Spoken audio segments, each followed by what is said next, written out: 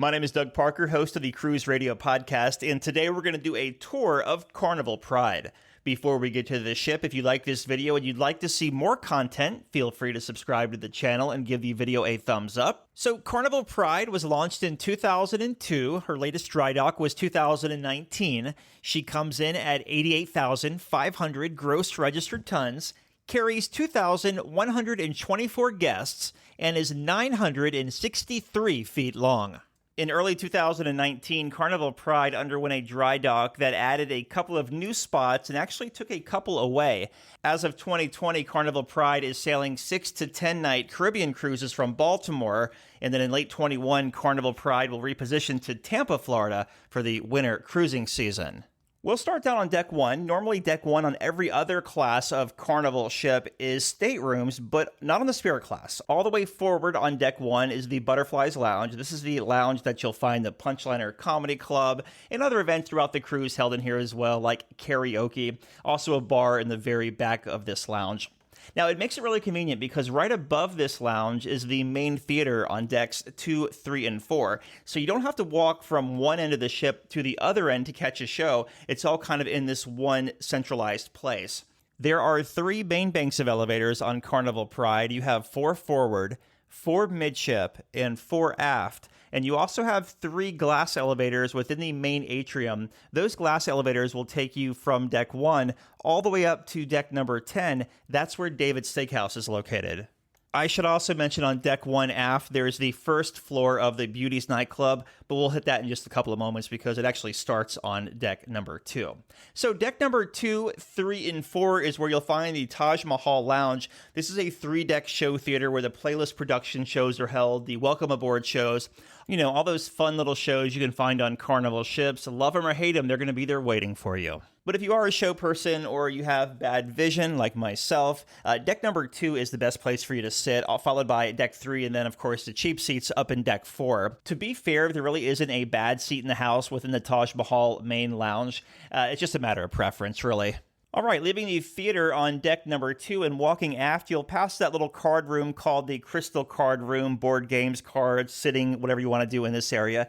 Then you'll approach the Piazza Cafe. Now, this place has a couple of things going on. The Piazza Cafe has the Java Blue Cafe, which is Carnival's coffee shop.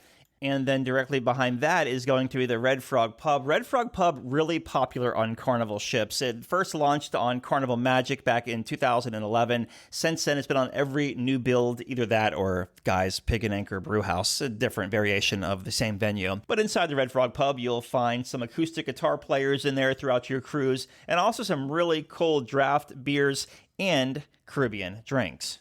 And right next to the RedFrog Pub is the Skybox Sports Bar. This is wall-to-wall TVs. You have a ticker in there that keeps you up to date with the sports scores. Also some warm pretzels being served in here for like $1, I think they cost. A really cool venue in here, a really great place to be on game day as well. This place really comes to life when there's a ball game on. Boy, does it. It's always fun to sit in here and watch people screaming at different TVs because sometimes they'll have like 5 games going at the same time. Now, the Skybox Sports Bar does connect to the casino. However, you cannot smoke in the Skybox Sports Bar. If you want to smoke, you'll have to go into the casino to smoke and then come back to the Skybox Sports Bar because smoking is not permitted in here.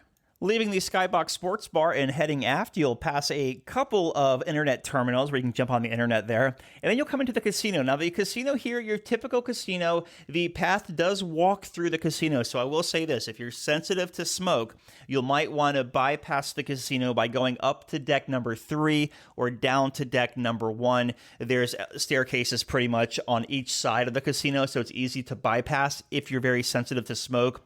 It never was that bad to me, but I could see where people could have an issue with it. But inside the casino, you'll find your typical slot machines, your table games, and of course the casino bar and those strategy, what are they called, claw games, or, you got to get the key perfect to win $1,000.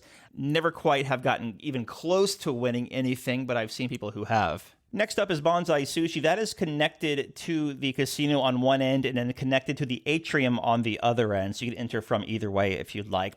Bonsai Sushi, as the name implies, is Carnival's onboard sushi restaurant. Everything is a la carte, so you pay per item here. There's not a flat rate for everything, but really good sushi, sashimi, some salads there, some skewered meats. If you're a sushi person, you'll really enjoy Bonsai Sushi. Next up is the Renaissance Lobby. This is where you'll find the Carnival Adventures Shore Excursion Desk, also the guest services is down here, and of course the Atrium Bar in those popular glass elevators, like we said earlier, taking you from deck 1 all the way up to deck number 10. Continuing our walk aft, we'll come to the Alchemy Bar. The Alchemy Bar was first launched in 2011 on Carnival Liberty and has been proven to be super successful. Everyone loves the Alchemy Bar. It's a really hopping pre- and post-dinner gathering spot, but also late night as well, because you have the alchemists back there mixing up your favorite drinks, but you can either tell them what you want and they can create something unique for you, or you can order off the menu like 40 is the new 20 or cucumber sunrise,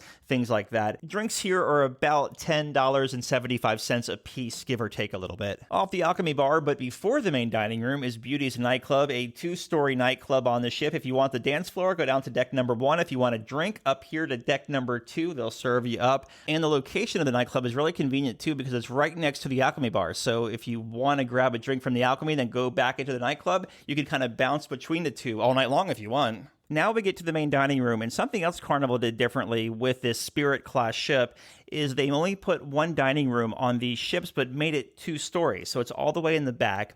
And a random side note, the galley is actually down on deck 1. So it's like one of the first ships to ever have an escalator between the galley and the main dining room. Both dining times are served in this dining room, which is going to be traditional or anytime dining. Of course, traditional is the set seating, 2 different times for that. And then anytime is dine when you want to between, I believe it's like 5:30 and 9:30. And for that, you would just check in on the app or at the desk and then be seated when your table is ready.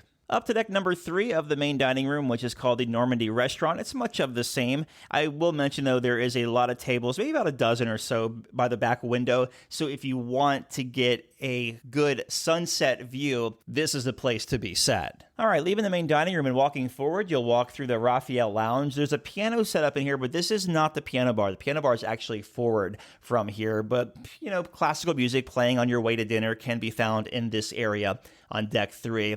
On the port side right here, there is a conference room, and then if you walk forward, you'll come up to the photo gallery. Here you can find those formal night photos, also those gangway pictures you may have taken on embarkation day or leaving for a port of call. You can also buy cameras here and set up a photo shoot at the Dreams Studio, where you can actually, you know, do those glamour shots, if that's what they call them these days. That all can be done right here within the photo gallery area. And this also overlooks the atrium. So if you're standing here on deck 3, you can look down into the atrium and the atrium bar down on deck 2. Walking forward, if you follow the yellow brick road, you'll come to a lot of shopping. The Carnival store is there. Also, some duty-free shopping, your liquor, your cigarettes, things you want to buy, logo gear, jewelry, watches. I mean, if you want to buy it, they'll probably sell it to you. Hell, if you wanted to buy this ship, they'd probably sell you that too. But at the end is Cherry on Top. That's the specialty store that Carnival has that is on pretty much every ship at this point, but they have things for celebrations, flowers, champagne, lots of candy, and things of the sort. Coming up to the Ivory Piano Bar next. This is the official piano bar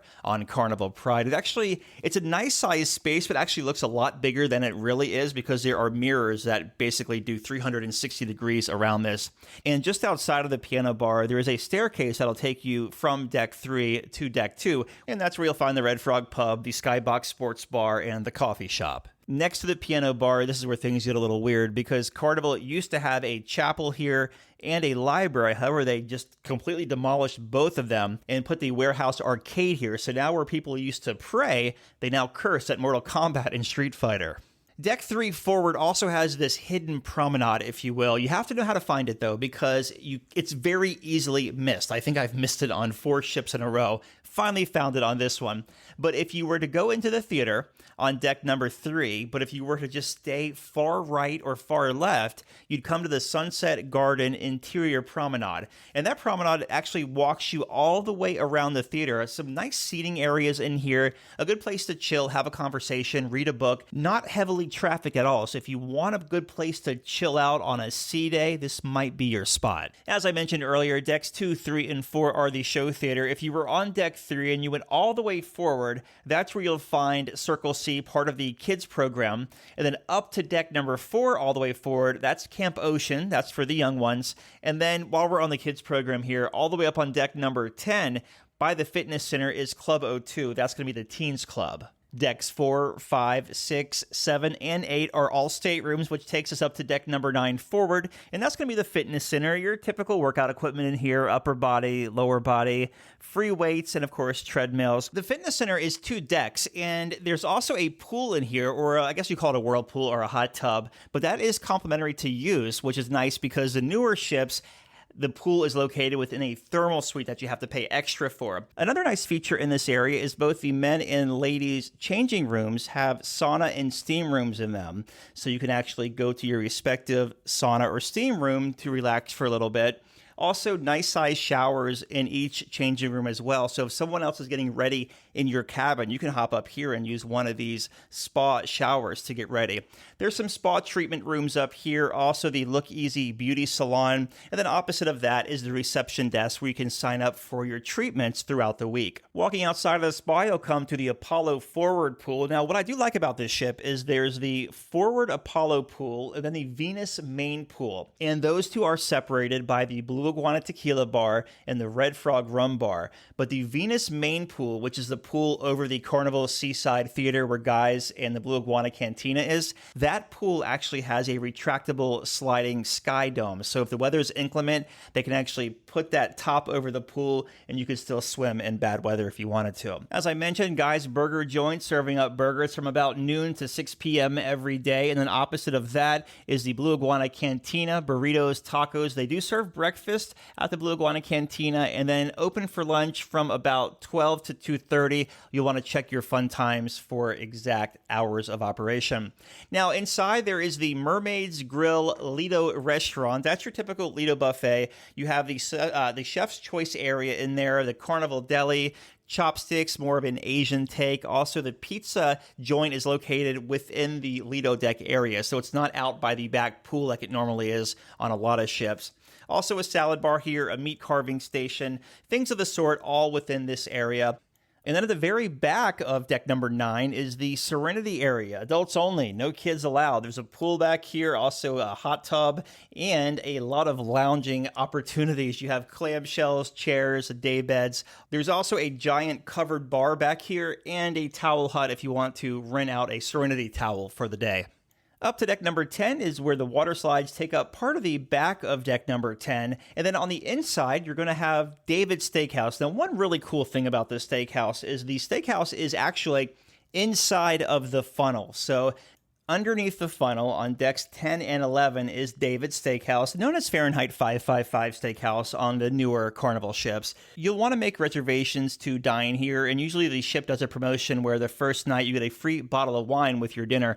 At the time of recording, which is January 2020, the cost for the steakhouse is $38 per person. Moving forward outside of the steakhouse, there's that upper deck of the Lido, so you can actually look down into the Lido pools from this deck. And then walking all the way forward, you can walk around the front of the ship or take the stairs and go up to deck number 11. And deck number 11 is the forward sports deck. You'll find a miniature golf up here, a basketball court, and a jogging track. And then the very back of the ship is where you'll find the aft sports deck, which is where the waterworks is going to be. 2 slides there, as I mentioned earlier. Also a splash area for the kids.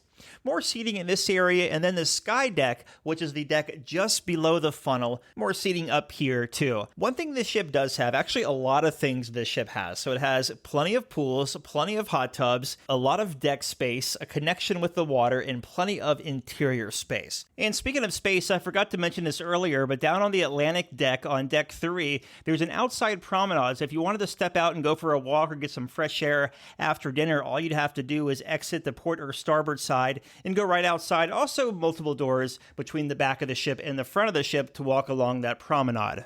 And that'll do it for our tour of Carnival Pride. My name is Doug Parker. I'm the host of the Cruise Radio podcast and the daily Cruise Radio news briefs. You can find both of those where you listen to your favorite podcast. Just search Cruise Radio or Cruise Radio News. If you like this video and you want to see more content, subscribe to the channel and give the video a thumbs up. You are the reason why I do make these videos, and I sure appreciate you watching them. So what do you think about Carnival Pride? Do you like what you saw? Let me know in the comments below, and thank you so much for watching.